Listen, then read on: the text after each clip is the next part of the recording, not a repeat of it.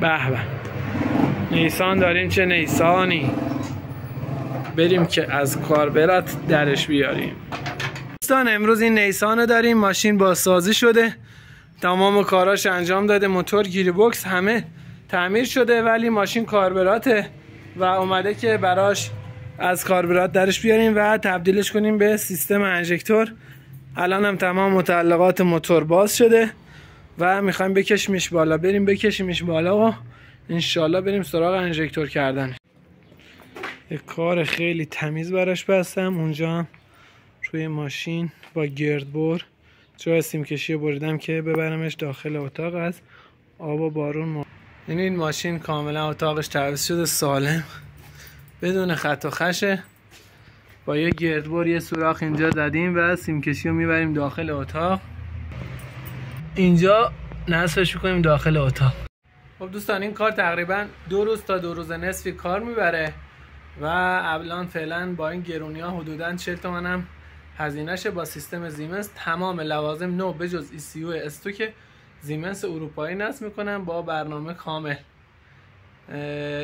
دوستان اگه چنل منو دارید سابسکرایب کنید، بیاید داخل چنل. دوستان عزیز موتور رو زمین سارمش کردیم، سیم کشی تمام لوازم نصب شده. میخوام روشن کنیم، تست کنیم، بعد بذاریم بالا. اگه که بذاریم بالا بعد میخوام روشن کنیم احتمال داره مشکلی داشته باشه و دوباره میخوام باز کنیم. پس قبلش روی زمین موتور حتما باید روشن بشه. بریم که روشنش کنیم.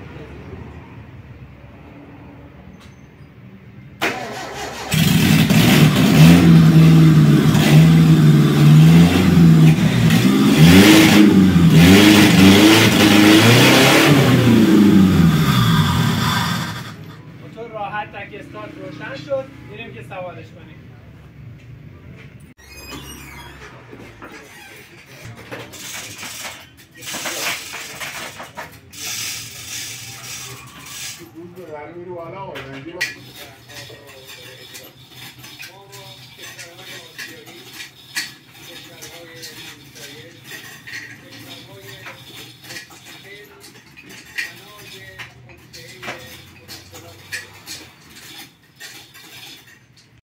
خب بچه‌ها موتور تموم شد، تمام لوازم نصب موتور رو گذاشتیم بالا، روشنش کردیم، تستش کردیم، رفتیم باش دور زدیم. ماشین خیلی عالی شده، شتاب و نفسش خیلی عالی شده نسبت به قبلا که کاربراتور بوده. الان روشنش کنم یه تست با هم میزنیم که دیگه بعد کاپوتشو ببندم و بره به سلام.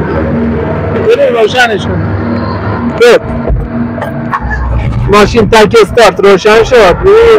چه نرم و خوب گاز میخوره، راحت و خوب. خاطراتش هم گذاشتم رو 5500. ماشین فوق‌العاده شتاب گرفته و خیلی مشکلی هم نداره، خیلی هم عالی هستش. دوستان نیسان حدودا 2 تا 3 روز طول میکشه با تنظیمش و برنامهش و نصب باز و بست موتور. خیلی عالی میشه. الان هم حدودا 38 تا 40 هزینه میشه. تا دیدار بعد، خدا نگهدار.